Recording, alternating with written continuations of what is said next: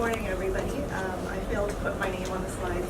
My name is Krishnaratne. I'm a lawyer here at Devry in our immigration group. I'm going to switch gears a bit and talk to you about a fairly murky area of the law that, as murky as it is, it nonetheless really impacts any of us who travel across the border, the Canadian border, with sensitive and personal information. That's essentially all of us. For anyone like me who travels with a cell phone or a laptop, you're taking with you an electronic diary of your entire life. These cell phones hold our calendars, our travel plans, our business prospects, work prospects, children's play dates, photographs, basically everything. More than you'd ever have in a purse or briefcase or wallet, to say the least. And the question really is, when you're crossing the border with this information, what can an officer at the border do with it? The short answer is they're entitled to look at it. If you've got it with you, if it's in your possession, they're entitled to look at it. In the typical day-to-day life as a civilian, police officers can't just come up to you and start rifling through your bags. We are afforded a certain level of security of person and of our private property. Police officers need reasonable grounds to look through anything, including your devices, and even then they need a warrant to do so. As stated by the Supreme Court, travelers have a reduced expectation of privacy when at the border, largely for security reasons and the right to know who and what is coming in and out of the country. And in that vein, that sort of principle is codified in two of our statutes.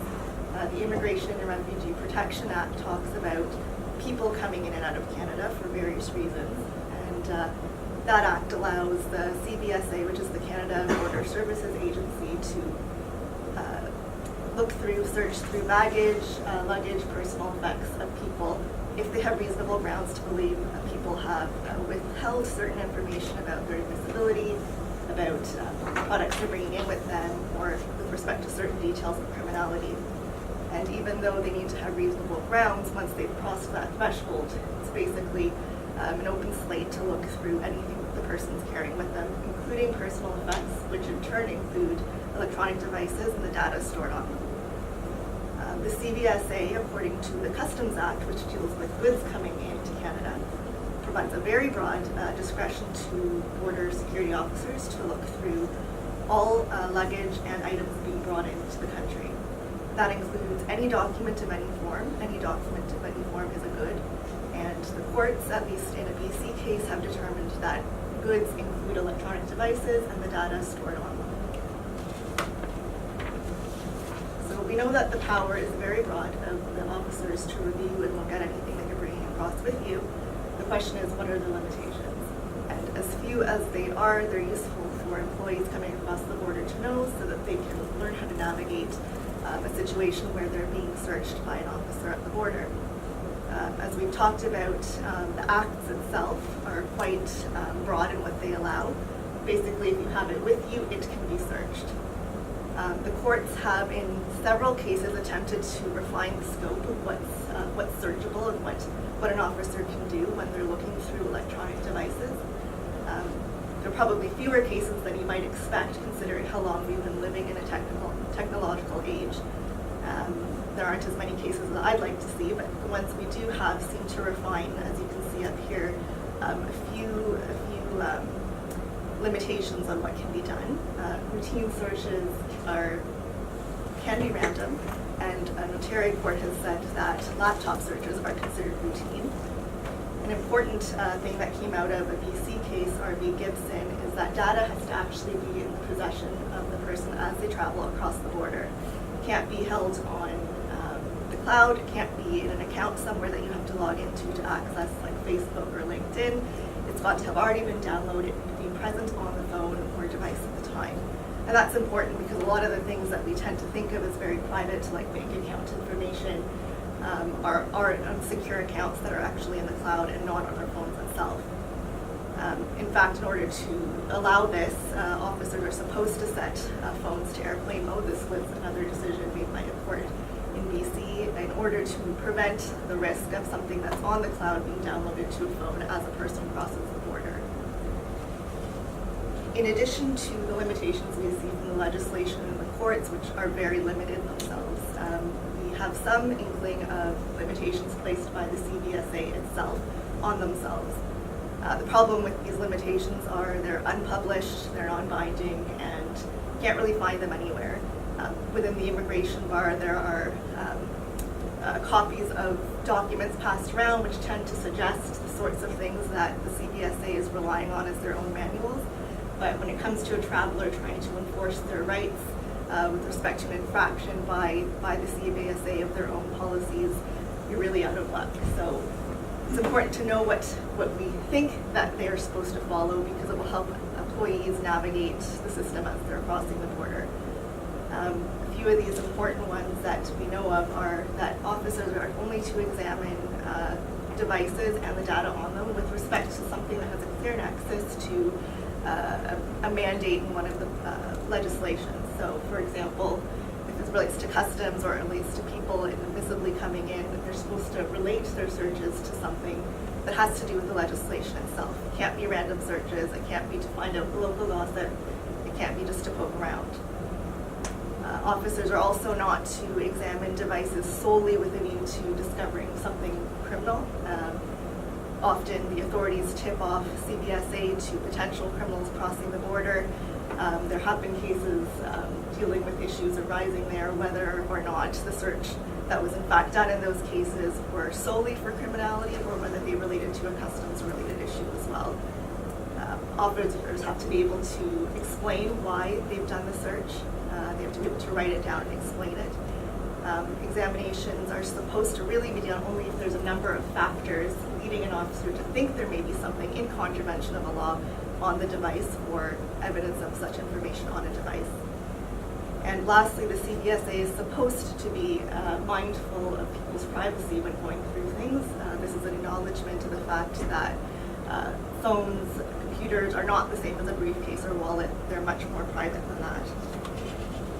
It's important to note that the real purpose, I would say, behind these laws is to allow CBSA to keep track of contraband, child pornography, hate speech, things like that. But because of the broad nature of them, they really apply to people like you, me, and our employees, and it's important to know that the discretion is broad and applies to everybody. So what can an officer do with your data once they start the search?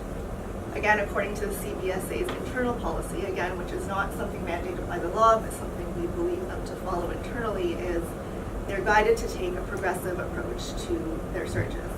The initial search is supposed to be very cursory, so once they've crossed their own threshold of having had a reason to look in the first place, they're supposed to look just long enough to get an idea. Photos, emails, they're not supposed to sit and read them or stare at them for a long time. They're supposed to flip through them just to determine if there's something more to look for. If they don't, they're supposed to give it back and continue, let the person continue on.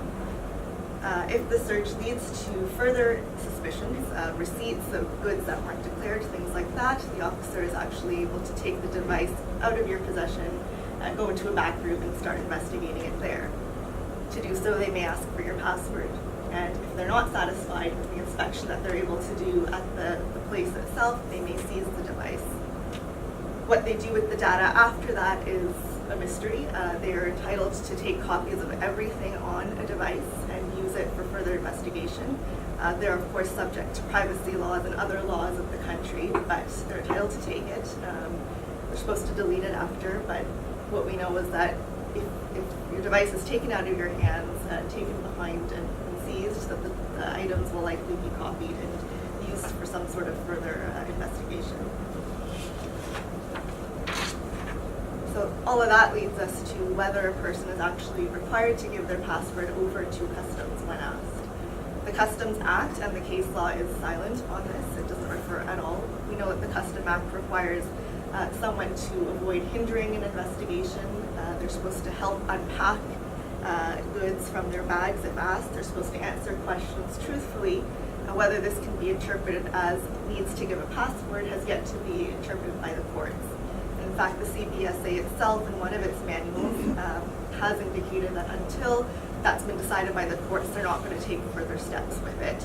I don't know in my research whether, my research hasn't shown that any charges have been laid for failing to give a password, but we've seen, I think, a case in the CBC reported that someone actually paid their fine. That's the only reported case that I've seen of a charge being laid for failing to give a password. The policy is silent on what happens to somebody if they fail to give a password, whether they'll be charged or arrested or denied entry, but we know that officers have the authority to deny entry for failure to cooperate, and that's a big risk of not providing a password. So tips for minimizing access to private information. The best tip that we can give you is to have employees leave devices at home, if at all possible, and if the information on the devices are so sensitive that we don't want them exposed. This is usually not an option for most people.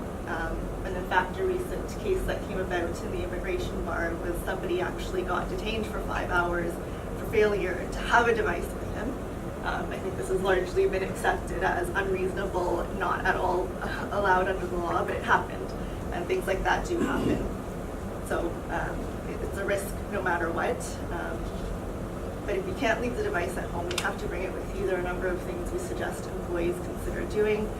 Deleting anything sensitive and making a backup that can be downloaded from the cloud later if it's needed at work in Canada.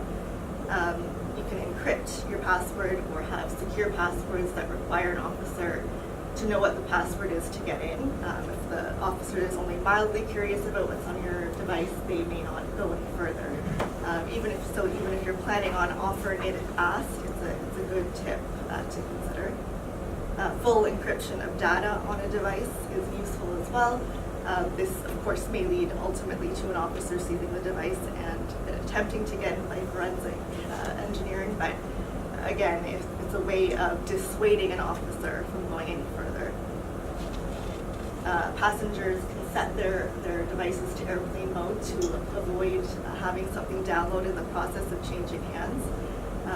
And ultimately, we suggest not interfering in any way with the request of the officer. If there's any information on a device that is sensitive, what we would do is to have categories of information. If there's something that's, for example, confidential or solicitor-client privileged or medically privileged in some way, labeling files as such and advising or alerting the officer to that will at least minimize the risk that they look at that information. Again, part of their manuals requires that they are sensitive to what passengers are telling them, and again, are to only look at materials if there's further suspicion that they may contain something that they shouldn't.